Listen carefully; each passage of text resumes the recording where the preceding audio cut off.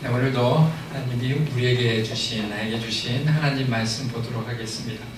하나님 말씀은 여호수아 7장 22절에서부터 25절까지 말씀입니다. 여호수아 7장 22절에서부터 25절까지 말씀. 여호수아 7장 22절에서부터 25절까지 말씀입니다. 제 성경으로는 구약 성경 300페이지에 있습니다. 여호수아 7장 22절에서부터 25절까지 말씀입니다. 우리 다 찾은 줄 믿고 한 절씩 봉독하겠습니다. 여호수아가 사람들을 그리로 보냈다. 그들이 장막으로 달려가 보니 물건이 그 장막 안에 감춰져 있고 은이 그 밑에 있었다. 그것을 그 장막 가운데서 여호수아와 모든 이스라엘 자손이 있는 곳에서 가서 주님 앞에 그쳤습니다. 여호수아는 세라의 아들 아감과 그 은과 외투와 금덩이와 그 아들들과 딸들과 소들과 나귀들과 양들과 장막과 그에게 딸린 모든 것을 이끌고 아골 골짜기로 갔으며 온 이스라엘 백성도 그와 함께 갔다. 함께합니다. 여호수아가 말하였다. 너는 어찌하여 우리를 괴롭게 하느냐? 오늘 주님께서 너를 괴롭게 하실 것이다. 그러자 온 이스라엘 백성이 그를 돌로 쳐 죽이고 아무 가족과 재산도 모두 돌로 치고 부숴냈다. 아멘. 어느 날 탄광촌을 방문한 어느 젊은 목사가 탄광을 지나갑니다. 탄광을 지나가 보면 탄광 안에는 어둡고 더러운 갱안의 통로에 이렇게 보니까 그 탄광 안에 아름답고 하얗게 핀 꽃을 보게 됩니다. 그래서 그 잘 자라는 그 꽃을 보고 그 옆에 있는 분에게 묻습니다. 어떻게 이렇게 탄광촌을 그렇게 시커멓고 아주 안 좋은데 이렇게 꽃이 그렇게 깨끗하게 피어날 수가 있느냐고 묻습니다. 그러니까 그 옆에 있는 사람이 그 꽃에다가 탄광 가루를 한번 이렇게 뿌려보라고 이야기합니다. 그래서 그 목사님은 그 탄광 가루를 그 꽃 위에 탁 뿌리게 됩니다. 근데 그 탄광 가루를 그 꽃 위에다가 스르르 뿌리자마자 그 가루들이 스스슥 하고 이 꽃을 스치듯이 그냥 흩어져 내려버리고 맙니다. 꽃들도 그런 꽃들이 있죠. 물이 닿으면 이렇게 쭉 그냥 흘러내리듯이 탄광 가루가 이렇게 위에서 흘렀는데도 불구하고 꽃잎에 이렇게 꽃 위에 담아있지 않고 스르르 빠져버리는 거였습니다. 우리의 마음도 마찬가지라는 것입니다. 우리가 어디 가든지 장소에 따라서 완악하고 어렵고 힘든 그런 환경이 있을지라도 내 중심이 반듯하게 잘 서 있으면은 그런 더러운 죄 가운데 있지 않는다는 그런 말씀의 표현을 오늘 이 비유를 통해서 볼 수가 있습니다. 우리는 어디 가든지 하나님의 은혜와 하나님이 나와 함께 하심과 인도하심을 따른다면 그 외적인 그런 어려운 부분에서도 우리가 그런 죄악이 내 몸에 있지 않고 스스로 흘러버리는 것처럼 우리는 주님을 모시고 산다는 게 중요하다는 사실입니다. 그래서 내 안에 청결의 비결, 내가 어떻게 하면 그렇게 꽃과 같이 그 죄악된 그 가루들이 몸에 묻히지 않고 살 수 있는가? 그것은 내 안에 하나님을 모시는 삶이라는 것입니다. 하나님을 볼 수 있는 비결, 하나님을 알 수 있음이 비결이 바로 내 마음의 청결에서 시작된다는 것입니다. 그래서 마음의 깨끗함은 하나님으로부터 오는 것이라는 것입니다. 그래서 우리는 살아가면서 깨끗한 마음을 가져야 됩니다. 그래서 우리가 살아가면서 가장 문제가 되고 어려운 것이 이 마음의 문제라는 거죠. 내 마음을 어떤 마음을 갖고 있느냐에 따라서 천국이 되고 지옥이 되고 내가 어떤 그 환경에 따라서 내 마음을 어떤 마음으로 갖는 것에 따라서 우리의 삶이 바뀌어진다는 것입니다. 오늘 말씀에는 이스라엘 백성의 아이성을 침략한 아이성의 전투에 대한 이야기를 통해서 우리 마음 안에 있는 모습을 한번 살펴보려고 합니다. 오늘 말씀에는 가나안에 입성한 이스라엘을 여리고 전쟁을 기적적으로 승리하였습니다. 잘 아시다시피 이스라엘 백성이 하나님의 믿음을 따라서 여리고성, 그렇게 말도 안 되는 여리고성을 어떻게 해요? 무력으로 이긴 것이 아니라 하나님의 말씀으로 이겼다는 것을 우리가 볼 수 있습니다. 어떻게 이겼습니까? 그 여리고성을 7바퀴 나팔을 불면서 돌고 6바퀴까지는 6일째까지는 한 바퀴씩 돌고 7일째 되는 날 7바퀴를 돌고 함성 소리와 함께 그냥 여리고성이 무너졌습니다. 이것을 통해서 우리가 알 수 있는 것은 하나님이 전쟁을 하셨다는 것입니다. 그들이 속한 일에 대해서 너희가 한 것이 아니라 내가 그것을 이루었다는 것을 손수 보여주기 위해서 여리고성을 그렇게 하나님께서 전쟁에 이기게끔 해주셨습니다. 그래서 그 전쟁을 끝나고 난 다음에 두 번째 하나님께서 뭐라고 그랬습니까? 하나님이 가나안 땅에 들어갔을 때 모든 민족을 멸하라고 그랬습니다. 그래서 하나하나씩 이제 전쟁을 통해서 그 죄악된 사람들을 하나씩 제하는데 두 번째 전쟁을 하게 됩니다. 그 두 번째 전쟁이 바로 아이성의 전쟁이었습니다. 근데 아이성은 여리고성보다 훨씬 규모도 작고 이 이스라엘 백성들이 보기에도 그렇게 그 여리고성 같이 이렇게 힘을 다하지 않아도 이길 수 있을 것만 같았습니다. 그래서 여호수아 장군은 3,000명 정도의 군사를 보내서 싸우게 하는데 이게 무슨 일이 있는지 패하고 말았습니다. 전쟁에서 패했어요. 물론 모든 전쟁에서 하나님이 역사해 주시고 그 믿음으로 행해서 갔는데 그 전쟁에서 졌어요. 거기서 사상자도 발생했습니다. 36명이 죽고 그리고 말도 안 되게 패하게 됩니다. 어찌된 일입니까? 하나님께서 그 전쟁을 허락해 주셨는데 졌어요. 그러자 여호수아 장군과 그 장로들이 피를 토하면서 슬픔을 냈고 성경 말씀에 가장 슬픔을 이렇게 표현하는 게 죄를 덮고 통곡하면서 하나님께 그렇게 그 관계에 대해서 이야기하는 것이 가장 슬픈 일인데 여호수아 장군과 장로들이 하나님께 애통하면서 묻습니다. 도대체 뭐가 잘못된 것입니까? 우리가 왜 하나님을 모시고 전쟁을 갔는데 왜 우리가 지게 됐습니까? 라고 묻습니다. 그런데 하나님께서 오늘 말씀을 통해서 이야기합니다. 왜 전쟁에 패할 수밖에 없었나? 첫 번째, 하나님의 언약을 지키지 않았다고 말씀합니다. 하나님의 언약을. 본문 말씀의 1절의 말씀이 이렇게 이야기합니다. 이스라엘 자손이 전멸시켜서 주님께 바쳐야 할 물건을 잘못 다루었다. 유다 지파에서 세라의 종 증손이요 삽기의 손자여 갈미의 아들인 아간이 전멸시켜서 주님께 바쳐야 할 물건을 가져갔기 때문에 주님께서 이스라엘 자손에게 진노하셨다고 이렇게 이야기합니다. 아이성의 그 전쟁에서 실패한 원인이 하나님의 언약을 지키지 않았다는 것입니다. 하나님의 언약. 우리는 만약에 전쟁에서 졌다 그러면은 혹시 뭐라 그럴까요? 이 작전에 실패하지 않았는가? 혹은 우리가 갖고 있는 무기가 좀 부족하지 않았나? 아니면은 다른 방법이 군사가 좀 적지 않았나? 이렇게 생각했는데 그게 아니었어요. 하나님이 말씀합니다. 너희가 나의 언약을 지키지 않았다 라고 말씀합니다. 그 언약에 대해서 이야기하면서 이스라엘 자손이 전멸시켜서 주님께 바쳐야 할 물건을 잘못 다뤘다. 하나님께서 여리고성을 함락할 당시 그 백성들을 다 멸하라고 그랬어요. 우리 인간적으로 생각하면은 사람을 죽인다는 것은 상상도 못할 하나님의 사랑이 아니라고 생각했지만은 하나님이 죄에 대해서는 단호하셨습니다. 그래서 그들 민족이 하나님을 섬기지 않는 그런 민족이기 때문에 하나님께서 멸하시고, 두 번째는 거기에 나온 전리품, 전쟁에서 취한 양, 소, 무기들 이런 거는 누구에게? 하나님께 바치라고 했어요. 주님께 바치라고 그랬는데 주님께 바치지 않았어요.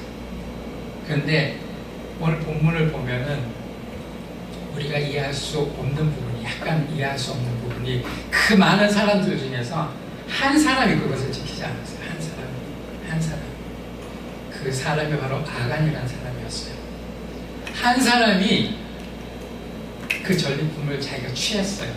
주님께 바치지 않고 하나님의 것인데 그걸 바치지 않고 자기 집에다가 숨겨놓았습니다. 그걸로 인해서 이스라엘 백성이 전쟁에서 진 거예요. 어찌 보면 우리가 보면 많은 사람이 훔친 것도 아니고 딱 한 사람이 그 죄를 지었는데 하나님께서 전쟁에 승리를 주지 않았다는 사실입니다. 11절에 이렇게 말씀하셨습니다. 이스라엘이 죄를 지었다. 나와 맺은 언약, 지키라고 명령한 그 언약을 그들이 어겼고 전멸시켜서 나 주에게 바쳐야 물건을 도둑질하여 가졌으며 또 거짓말을 하면서 그 물건을 자기들의 재산으로 만들었다. 저희 이 말씀을 묵상할 때 되게 많은 사람이 그랬는지 알았어요. 그리고 되게 많은 그 전리품을 취했는지 알았어요. 그런데 그 많은 그 군사병 중에 딱 한 사람, 아간이라는 사람이 그것을 훔쳐서 자기 것을 취했습니다. 하나님의 언약을 깼습니다. 그 한 사람의 죄로 인해서 이스라엘 백성들의 아이성의 전투에서 패하고 36명이란 군사가 죽었습니다. 어떻게 이런 일이 가능할 수 있었을까요? 한편 생각하면은 하나님이 너무하신 거 아닌가요? 근데 하나님께서는 우리에게 말씀하셨습니다. 죄에 관해서는 단호하셨습니다. 죄에 관해서 분명히 이스라엘 백성은 하나님의 자녀들이고 하나님의 백성인데 너희들의 그 삶의 행함을 통해서 구약에서는 아주 단호하게 하나님께서 일을 하십니다. 아간이라는 사람이 하나님의 물건 전쟁터에서 취한 그 전리품을 자기 집에 가져간 거였습니다. 하나님께 바치라고 한 것을, 하나님의 것을, 그것을 인해서 거짓말을 하게 되고 자기 것으로 삼았다는 것입니다. 하나님께서 이스라엘 백성이 당신의 뜻을 거스르는 죄를 범하는 것을 결코 용납하지 않으셨다는 것입니다. 이스라엘 백성이 출애굽 후에 가나안으로 바로 들어가지 못하고 40년 동안 광야를 방황하고 실패 생활도 한 것도 그 이스라엘 백성들이 하나님의 뜻을 거스렀기 때문이었습니다. 하나님의 언약을 어긴 것은 바로 하나님께 바친 물건을 취하게 되면 화를 당할 것이라는 금지 규정을 어긴 것이었습니다. 이것은 단순한 죄가 아니라 하나님의 진노를 불러일으켰다는 것입니다. 예수 그리스도를 통하여 우리가 하나님과의 언약의 백성이 되었는데 왜 도대체 아간은 이런 죄를 지었을까요? 아간은 왜 이런 죄를 지었을까요? 오늘 말씀을 통해서 우리가 발견할 수 있는 것은 아간은 욕심이 있었던 사람이라는 것입니다. 탐심이 있었다는 것입니다. 탐심.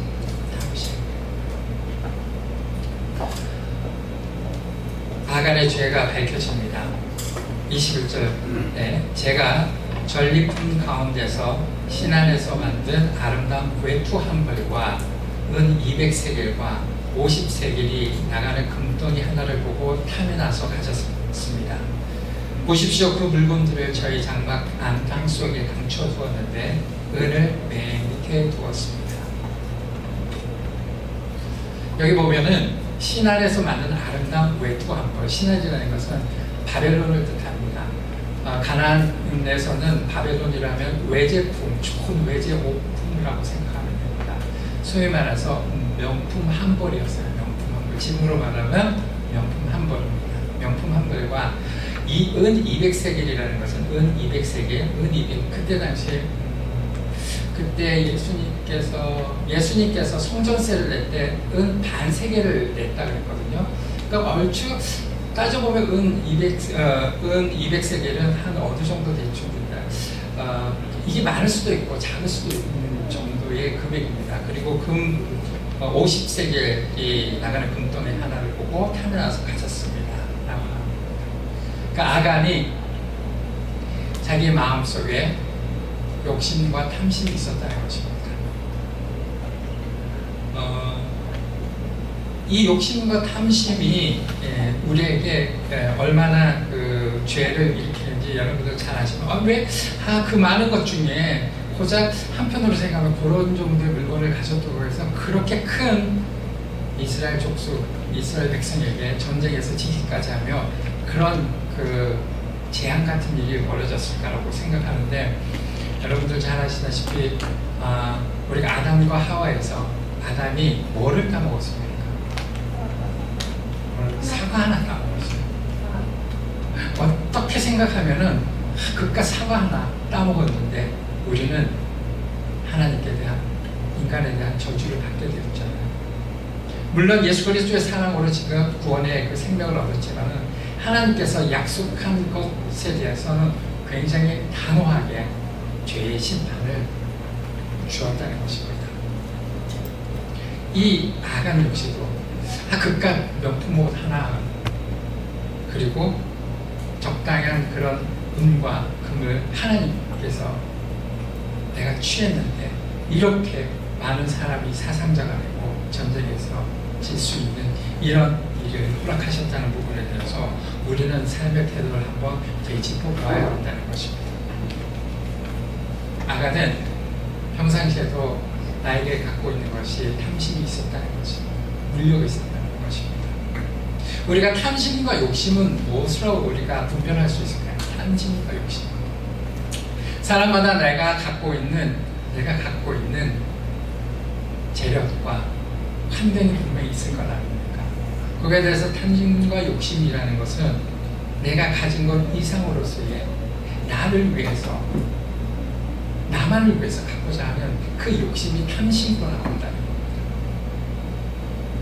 우리가 살면서 그렇게 이야기하면서 내 주 안에 하나님을 모시고 살고 있고 하나님의 사랑을 우리가 전하는 자로서 내가 갖고 있는 욕심이 무엇인지 한번 돌아보아야 된다는 것입니다. 평상시에 내가 갖고 있는 탐심과 욕심이 그대로 나의 삶에 흘러나오기 때문입니다. 또 오늘 말씀을 통해서 우리가 알 수 있는 것은 우리가 살면서 하나님 것을 우리는 도둑질하고 있지 않는가 돌아봅니다. 하나님께서 분명히 허락하신 것들 우리 삶 가운데 분명히 있을 겁니다. 내 삶에 이 전쟁에서 지는 이유가 왜 지는 이유인지 이 말씀을 통해서도 볼 수 있다는 것입니다. 하나님 것은 분명히 하나님 것. 오늘 말씀에 있습니다. 그 전리품은 내 것이다. 주님께 바치라. 우리도 살면서 하나님의 감사와 삶이 있지 않습니까? 오늘 이 시간에도 주님께서 말씀하시는데 이 말씀을 준비하면서 너희들 왜 11조 안 하니? 그거 하나님이 건데. 우리가 전쟁에서 실패하는 원인이 너희가 하나님임을 왜 인정하지 못하는 거라고 이야기하고 있습니다. 우리가 그 전쟁에서 실패하는 원인이, 우리가 삶에서 실패하는 원인이 하나님 것이라고 제대로 인정하지 못하는 그 마음이 있는데 어떻게 너희가 전쟁에서 이길 수가 있다는 것입니다.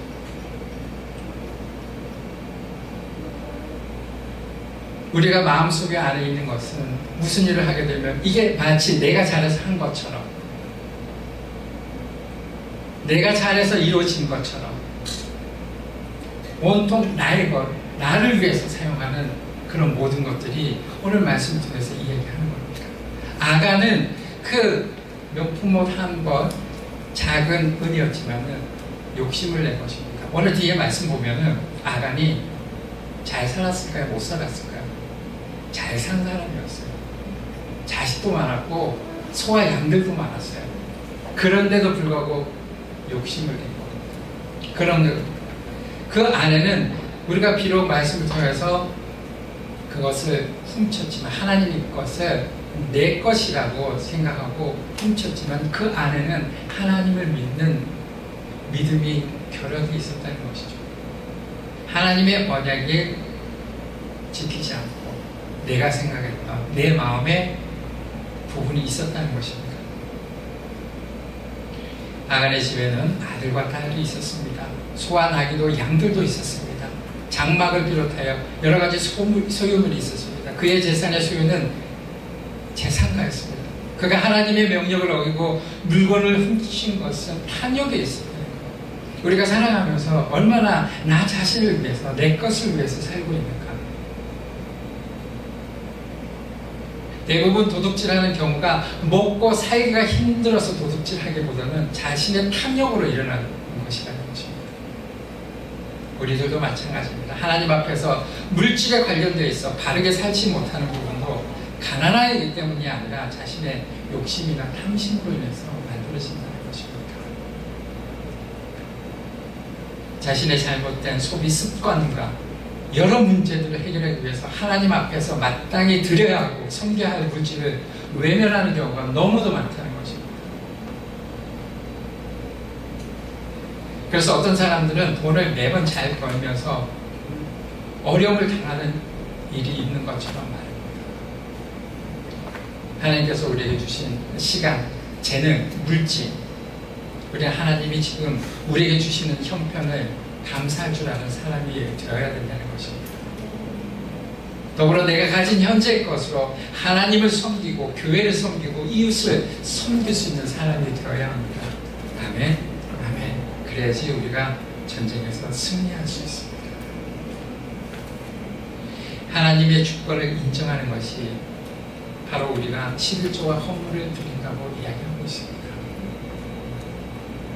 어떤 사람은 매번 돈을 열심히 버는데도 매번 돈이 부족한 사람이 있어요. 그렇지만은 돈을 적게 벌어도 감사하고 하나님께 영광 돌리는 사람이 있다는 것입니다. 그것은 우리의 방법이 잘못된 것이 아니라 하나님의 주권을 인정하느냐 안 하느냐의 차이가 있다는 것입니다. 욕심을 내고 탐내는 것은 마음이 육적인 마음에 가까이 있다는 것입니다. 그래서 욕심은 마귀가 사용하는 무기라는 것입니다. 그 욕심은 만족을 모르는 욕구입니다. 그래서 우리 욕심 중에서 가장 우리가 조심해야 될 것이 비교하는 거예요. 비교. 남은 어떤데, 누구는 어떤데, 누군 저런데. 그래서 우리는 의식 쪽에서 비교 의식을 통해서 나의 욕심을 키워가며 마치 정당화시킨다는 것입니다. 그래서 하나님께서 왜 아간에게 그 외투한 걸 갖고 그런 것을 온 이스라엘 민족의 죄로 인정하고 그렇게 그 전쟁에서 질 수밖에 없었던 이유에 대해서 정확하게 이야기합니다. 두 번째, 아간은 무엇을 잘못했을까 하면 회개하지 않았습니다. 잘못을 해서 회개하지 않았습니다. 14절에 보면은 너희는 아침에 지파별로 나오너라. 주님께서 주사위를 뽑으신 지파 가운데 가문별로 가까이 나오고 주님께서 주사위 뽑으신 가문을 집안의 별로 가까이 나오고 또한 주님께서 주사위로 뽑으신 집안은 장정별로 가까이 나오더라. 전배시켜서 주님께 바쳐야 할 물건을 가져간 사람이 주사위로 뽑히면 그에게 딸린 모든 것과 함께 그를 불태우겠다. 그가 주님의 언약을 어기고 이스라엘에서 수치스러운 일을 저질렀기 때문입니다. 아까 그 말씀이 그렇죠. 여호수아와 장로들이 기도하면서 통곡하면서 하나님께 도대체 우리가 무엇을 잘못했길래 전쟁에서 질 수밖에 없었냐고 얘기합니다. 그러니까 하나님께서 이스라엘 백성, 이스라엘 자손들이 나의 언약을 지키지 않는다. 한 사람이 잘못한 것 같은데 그것을 이스라엘 자손이라고 하나님께서 명령하셨습니다. 그것은 무슨 얘기냐면 우리 그 하나님의 자녀는 이 공동체의 사역에 중요한 의미를 두고 있습니다. 나 혼자의 잘못이 나 혼자에 끝나는 것이 아니라 내 가족과 나의 공동체까지 하나님께서는 보신다는 것입니다. 그러면서 하나님께서 이야기합니다. 내가 너희에게 여호수아 장로한테 이야기합니다. 주사위를 줄 테니 주사위를 던져라. 어떻게? 많은 지파들이 모였을 때 주사위 12지파가 있죠. 주사위 던지면 12지파 중에 한 지파가 나옵니다. 그러면은 또 주사위를 던지면은 그 지파 중에 족속이 나옵니다. 족속이 한 족속을 찾게 되고 또 주사위를 던져서 한 족속이 나오면 한 가족을 찾게 되고 결국은 그렇게 찾아서 그 생각을 해보세요. 200만 명이나 되는 그 지파를 하나님의 선하신 방법으로 주사위를 통해서 그 아간이라는 인물을 찾게 됩니다. 아간이라. 그래서 여러분들 그 성경 보면 주사위 아니면은 포를 뽑는 이런 하나님의 행동이 나옵니다. 우리가 알 것은 우리가 주사위 이 노름을 하는 게 아니라 그 형태를 통해서 하나님이 일하시는 것을 보여주기 위해서 주사위는 한 행동입니다. 그래서 여러분들 무슨 일이 곤란할 때 하나님께 기도하고 주의 사위가 하면 하나님께서 인도하시면 받는 거지, 주사위를 무슨 일이 있을 때 그것을 하라는 것은 아닙니다. 하나님께서 하나님이 일하시는 것, 하나님이 너희들에게 하나님임을 알게 하시는 방법으로서 주사위를 던지라는 것입니다. 그래서 여호수아 장군은 아침에 그래서 이렇게 얘기합니다. 그러면 다 그 족속들이 이야기합니다. 도대체 하나님께 죄를 진 사람이 있다. 그런데 내일 아침에 모든 족속이 모여서 내가 너희들에게 알려줄 것이다 하고 하룻밤이 지난 이야기를 하게 됩니다. 내일 일어나서 주사위를 하나님께서 명하신 주사위를 던져서 그것을 알게끔 하리라 하고 명명합니다. 만약에 아간이 이 소리를 듣고 하루의 시간이 있었잖아요. 내가 그것을 분명히 하나님의 정복이 분명히 감춘 자가 나라는 사실을 알았다는 걸 분명히 내일 아침에 오기 전에 바로 달려와서 여호수아 장군에게 내가 하나님의 전력을 훔쳤습니다 라고 이야기했으면 좋으련만 아간은 끝까지 내가 혹시 들킬까? 다른 사람도 혹시 했는데 예를 들어서 나만 걸리지는 않겠지 라고 생각했는지 모르지만은 아간은 그 잘못을 회개할 수 있는 시간의 여유가 있었지만은 아간은 끝까지 회개하지 않고 버텼습니다. 그러자 날이 밝아서 여호수아 장군이 이스라엘 백성들을 모아놓고 그리고 지파장들을 모아놓고 주사위를 던집니다. 거기에서 유다 지파가 선택이 됩니다. 12지파 중에 유다 지파가 선택이 됩니다. 또 지파 중에서 또 주사위를 던집니다. 세라라는 족속, 지파 중에서 족속이 더 이제 그 집안을 이야기합니다. 족속은 예를 들어서 무슨 거기 박씨 집안입니다. 박씨 집안 모든 거기가 됩니다. 거기서 또 주사위를 던집니다. 그러니까 거기에 아간의 가족이 걸리게 결국 주사위를 통해서 아간이 하나님의 전력을 훔친 것을 알게 됩니다. 아간은 분명히 그 사실을 알고 회개하고 주님께 용서를 구하는 시간이 있었지만 아간은 끝끝내 회개하지 않았습니다. 그래서 어떻게 됐다고요? 결국 심판의 자리로 나가게 됩니다. 결국 아간은 죄의 심판을 받게 됩니다. 25절 여호수아가 말했다. 너는 어찌하여 우리를 괴롭게 하느냐? 오늘 주님께서 너를 괴롭히실 것이다.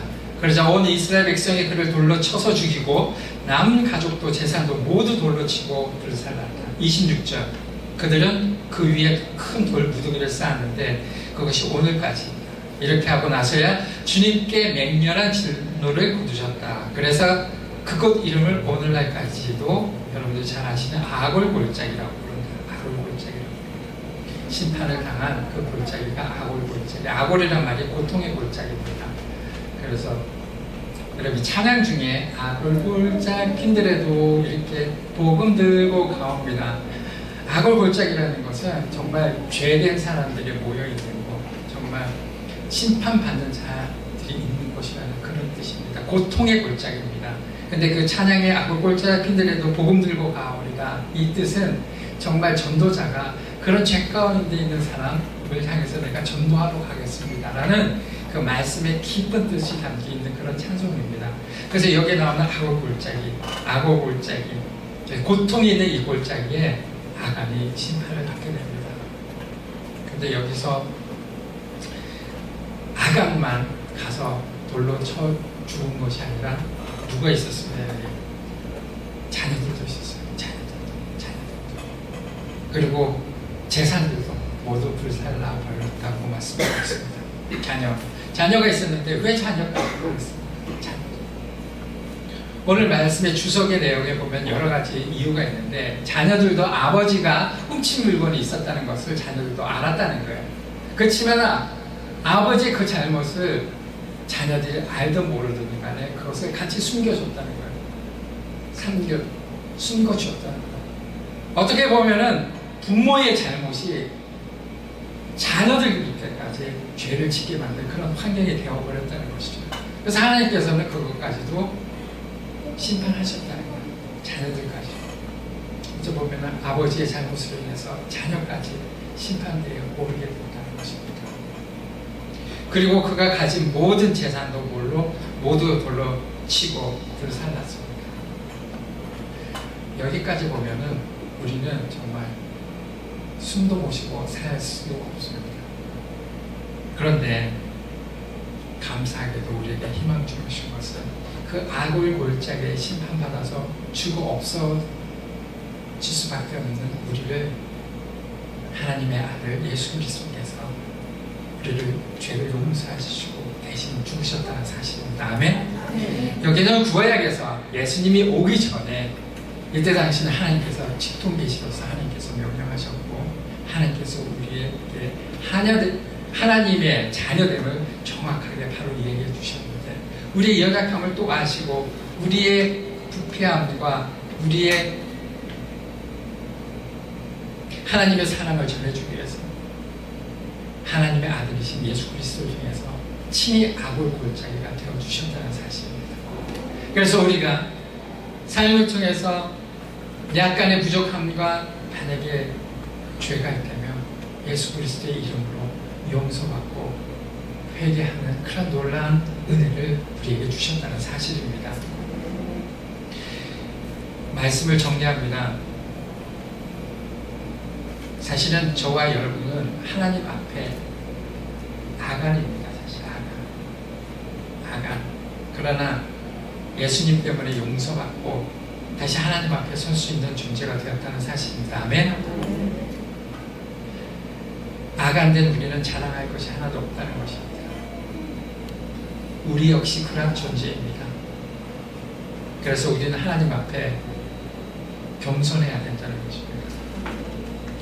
오늘도 주님의 사랑으로 살고 있다는 것입니다. 악을 골짜기는 괴로움의 골짜기고 저주와 심판의 자리였습니다. 하나님을 거역하면서 괴로움과 장래의 자리에 있었던 그런 존재들입니다. 그러나 하나님께서 우리를 예수 그리스도의 생명을 주고 그곳에서 건져내 주셨습니다. 이 악을 골짜기의 인생이 기쁨과 감사와 찬양의 인생이 되도록 은혜를 내려주셨습니다. 오늘 말씀을 통해서 하나님이 우리에게 주신 그 언약의 자녀로서의 삶을 생각해 봅니다. 우리가 하나님의 언약을 어긴 것은 없는지, 하나님의 것인데 자꾸 내 것이라고 주장하는 삶을 살고 있지는 않은지 오늘도 하나님께서 말씀하고 계십니다. 왜 너희가 전쟁에서 패하는가? 패할 수밖에 없었던 것에서 오늘 하나님 말씀 주시는 메시지를 통해서 다시 한번 생각해 봅니다. 그렇지만 우리에게는 희망이 있고 은혜가 있습니다. 예수 그리스도께서 나의 죄를 위해서 십자가에 못 박혀 죽으셨기 때문입니다. 아멘. 아멘. 하나님께 모든 것을 내어주며 겸손한 마음으로 그 뜻을 희망과 순종으로 살면서 아까 말씀드렸다시피 아무리 환경이 어렵고 그렇게 광산에서 시커먼 먼지 위에 환경이 있더라도 내 마음이 하나님과 함께함으로 깨끗함을 말씀과 믿음으로 나가는 저와 여러분 되시기 주님의 이름으로 축복드립니다. 아멘. 이 말씀 붙잡고 잠시 기도하겠습니다. 하나님, 우리가 사는 세상은 사람들이 갈수록 어렵고 힘들다고 합니다. 그러나 하나님의 말씀은 2000년 전이나 지금이나 동일하게 역사하고 계십니다. 우리가 사는 삶이 세상 가운데 있는 것을 오늘 이 순간에도 하나님 앞으로 나오게끔 인도해 주십니다. 이 삶 가운데 주님의 말씀을 인정하며 주님의 말씀을 순종하고 그 뜻에 따르는 저희가 될 수 있도록 함께해 주시옵소서. 하나님의 것을 하나님의 것이라고 인정해주는 그런 삶, 내 삶 속에 그 기쁨과 삶으로 나아가기 때문에 인도해 주시고, 늘 언제나 우리를 위해서 싸워주시고 보호해 주신 하나님을 믿으며 그 뜻 가운데 갈 수 있도록 함께해 주시옵소서. 주님께서는 늘 우리에게 항상 가장 좋은 것으로 주시고 입혀주시는 것을 믿습니다. 우리에게 주신 세상을 향한 그 전쟁 가운데 우리는 그저 믿음으로 순종으로 나가는 저희가 될 수 있도록 인도해 주시고, 하나님의 놀라운 평화와 은혜가 우리 삶 속에 넘쳐날 수 있도록 함께하여 주시옵소서. 오랜 시간에 주님께서 허락해 주신 은혜를 감사드리며 우리를 보내주신 예수 그리스도의 이름으로 기도드립니다. 아멘.